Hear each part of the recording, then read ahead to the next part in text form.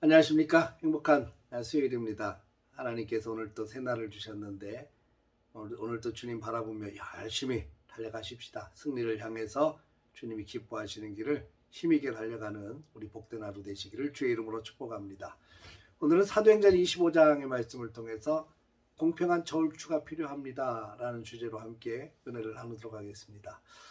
요즘 드라마를 보면 법정 드라마가 제법 많이 나오죠. 검사들, 판사들, 또 변호사들의 활약상을 그린 드라마들이 나오면서 그 중간중간에 가끔씩 대법원 앞에 있는 동상을 이렇게 보여줄 때가 있어요.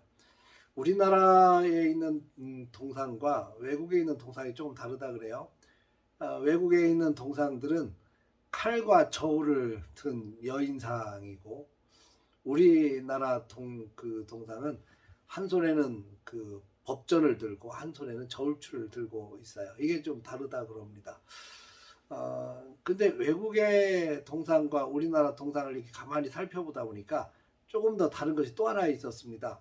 외국에 있는 이 여인상 동상은 한 손에는 그 칼을 들고 한 손에는 그 저울을 들었는데 눈을 이렇게 천으로 막 가렸어요. 그러니까 눈이 보이지 않게 앞을 가리고 그리고 이게 들고 있는 것이에요. 우리나라 동영상은 눈을 이렇게 시퍼렇게 뜨고 쳐다보는 동상입니다. 제가 곰곰이 생각한 것이 뭐냐면, 재판하는 사람이 눈을 뜨고 이렇게 재판하는 사람들 앞에 서 있는 뭐 죄수와 고소하는 사람들 이렇게 바라보면 자칫 잘못하면 마음이 한쪽에 쏠릴 수도 있겠다. 그래서 공정한 재판이 잘 이루어지지 못할 수도 있겠다라고 하는 불안한 마음이 듭니다. 눈을 가리고 공정하게 어느 편도 들지 않고 내로남불되지 않고 정확하게 판단을 하려고 하는 외국의 동상이 더 맞지 않겠는가, 뭐 이런 생각도 듭니다. 여러분, 재판하는 사람들이 중요하게 생각하는 것이 두 가지가 있다 그래요. 하나는 죄를 지은 죄값은 반드시 물어서 치르게 해야 된다는 거죠. 근데 두 번째가 더 중요해요. 그 과정 중에서 억울한 사람이 절대로 나와서는 안 된다는 겁니다. 그래서 우리나라 그 법정에 보면 확정되기까지는 무죄 추정의 원칙을 지켜갑니다. 그러니까 죄가 완전히 드러나서 판결을 받기까지는 무죄라고 하는 그 원칙을 갖고 간다는 거죠. 왜냐하면 억울한 사람이 나오면 안 되니까. 그렇게 진행하는데도 보면 억울한 재판들이 수도 없이 많이 나오는 것들을 보게 되죠. 참 속상한 부분들이에요. 예수님께서 재판을 받는 장면도 참 억울하죠. 예수님을 고소한 사람들, 바리새인들, 뭐 대제사장들, 백성들 막 예수님을 십자가에 못 박으라고 소리를 질렀던 그런 사람들이 있었어요.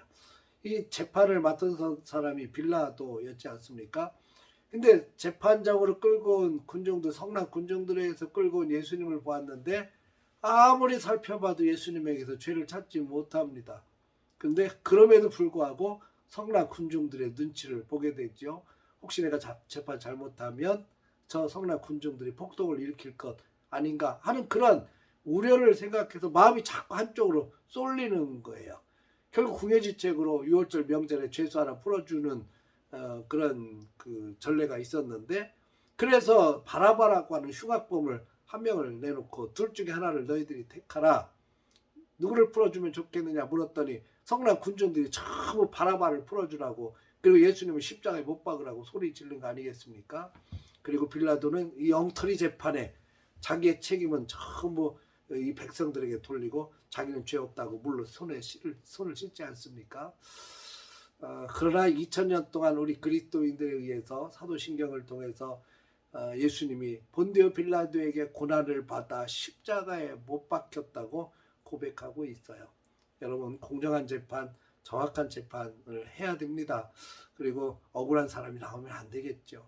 오늘은 바울의 재판 이야기가 나오는데, 이 바울을 고소한 사람들이 있었어요. 대제사장, 또 아시아에서 온 유대인들, 그 사람들에 의해서 선동된 많은 백성들이 있었습니다. 죄가 있어서 고소한 것이 아니라 이 바울에 대한 미움 때문에 고소한 거죠. 어떤 사람들 그 미움이 아주 극에 달해서 바울을 죽이기 전에 먹지도 마시지도 않겠다고 한 사람이 40여 명이나 되었다 그랬어요. 그런 미움과 그런 속상한 마음 때문에 바울을 고소를 했죠.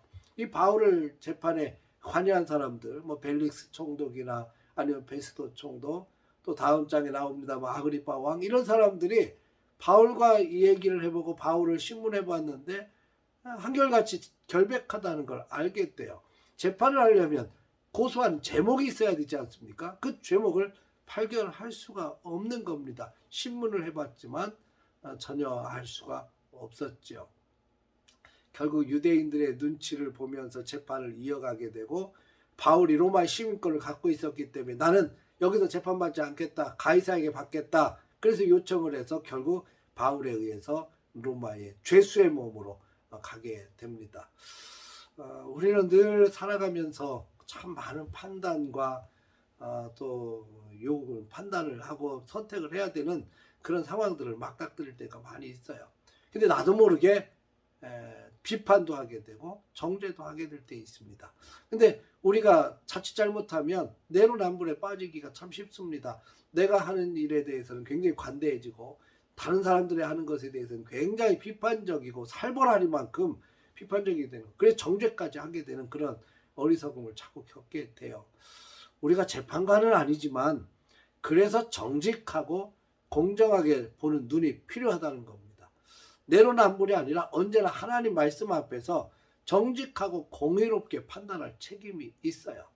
그래서 이 판단력이 흐려져 버리면, 특히 이 판단하는 사람이 지도자의 위치라면 그 지도자의 잘못된 판단 하나 때문에 공동체가 전체적으로 흩날려 버릴 수도 있습니다. 많은 사람들이 막 여론전을 해가지고 막 몰아붙이면 그 여론에 휩쓸려서 판단해 버릴 때도 있고요. 여러분, 우리는 하나님 앞에서 정직하고 공정한 저울추를 가지고 하나님 말씀을 한 손에 붙들고, 그리고 하나님 앞에서 한 손에는 저울추를 가지고 공정하게 바라보는 정직한 눈이 필요합니다. 이런 과정들이 우리의 삶을 정직한 삶으로 이끌어가지 않겠는가 생각이 들죠. 오늘도 하나님께서 우리에게 귀한 날 주셨는데, 모든 아침부터 저녁 잠잘 때까지 살아가면서 만나는 수많은 사건과 상황들, 또 사람들, 판단해야 되는 모든 상황 속에서 정직하고 공의롭고 하나님이 기뻐하시는 생각과 판단력을 가지고 오늘도 판단하고 또 하나님 앞에서 정직한 삶을 살아낼 수 있는, 공의로운 삶을 살아낼 수 있는 우리 축복된 하루가 되시기를 주의 이름으로 축원합니다. 할렐루야.